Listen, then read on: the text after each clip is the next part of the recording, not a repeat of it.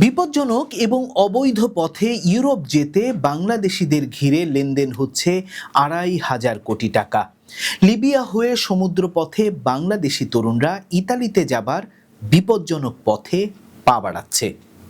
বাংলাদেশ থেকে বৈধ পথে বিদেশের শ্রমবাজারে ঢোকার সুযোগ থাকলেও দিন দিন বাড়ছে ঝুঁকিপূর্ণ অনিয়মিত পথে ইউরোপ বা ইতালির পথে যাত্রা। বিশেষ করে লিবিয়া হয়ে ভূমধ্যসাগর পাড়ি দিয়ে ইতালি পৌঁছানোর প্রবণতা বাংলাদেশিদের মধ্যে উদ্বেগজনক হারে বেড়েছে। কোনো কিছুতেই তাদের ঠেকানো যাচ্ছে না। আর এই অবৈধ পথে ইউরোপ যেতেই স্থানীয় আর বিদেশি দালালরা লেনদেন করছে বছরে ২৫০০ কোটি টাকা।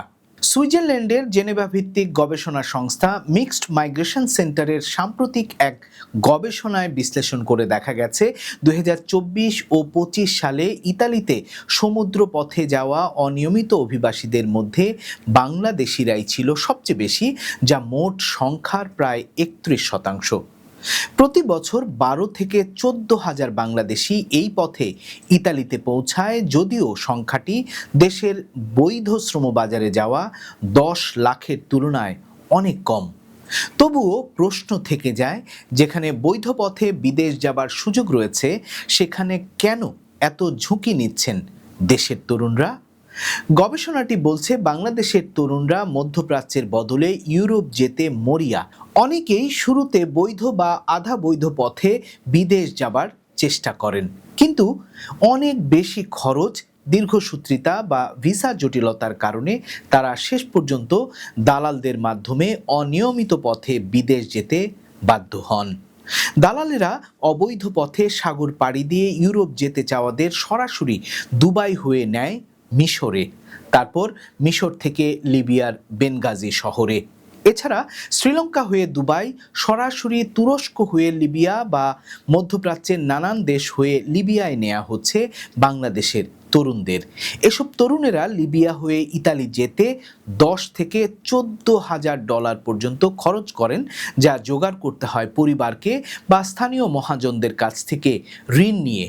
ফলে মাঝপথে বিপদে পড়লেও তারা আর ফিরে আসতে পারেন না। প্রায়ই তাদের জীবন বাঁচানোর জন্য চাঁদা দাবি করে বিদেশি দালালেরা।